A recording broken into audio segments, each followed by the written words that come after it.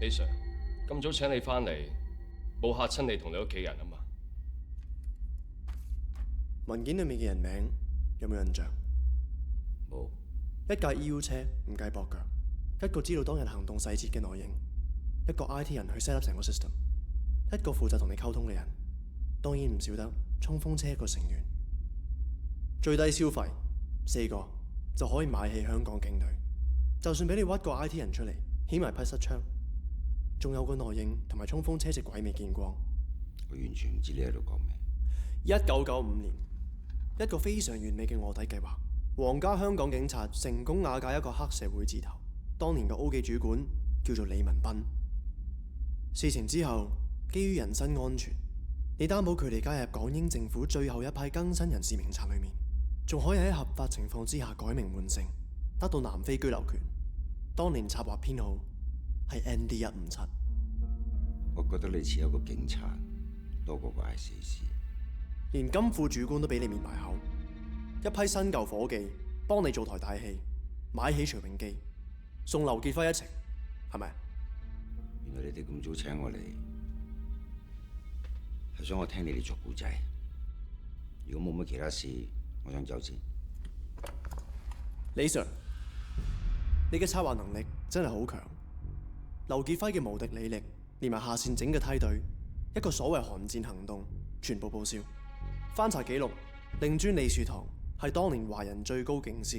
你個仔李家俊 IQ 192，人雞姓畢業，李家三代一門三傑，恭喜你啊，李 Sir！ 你一定係下屆警務處長。你嘅想像力越嚟越豐富。唔係想像力，隔離房就坐咗你嘅舊伙計楊志安，要唔要我叫佢過嚟同你聚下舊啊？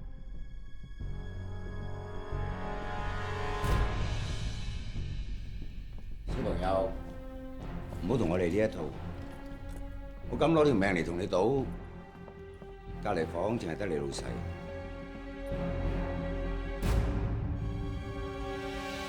基於一個片面嘅分析，冇做過嚴密嘅邏輯推算，就請咗喺香港警隊2位副處長翻嚟問話，浪費佢哋寶貴嘅時間，係咪好興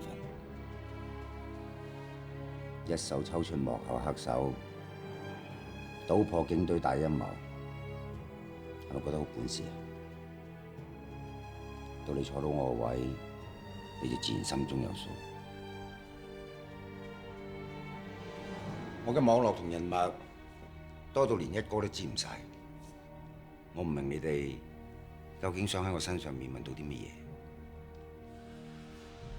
你哋假設2位副處長其中一個係鬼，一係就劉 Sir 侵吞贓款，一係就我害佢想升職。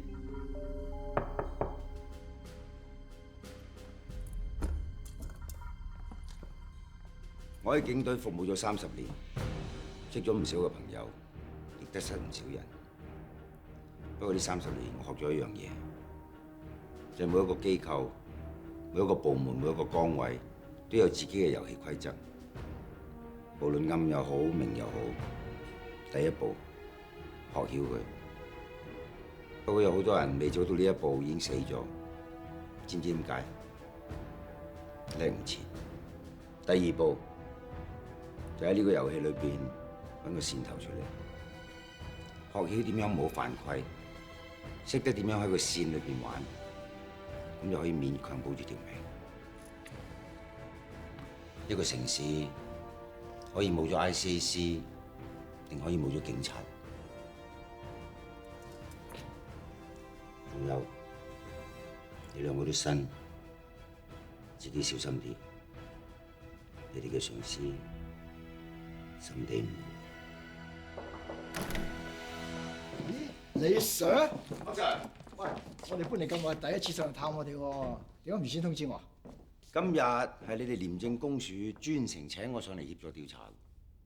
根據香港法例，廉政公署有權喺冇證據嘅情況下拘留我48小時。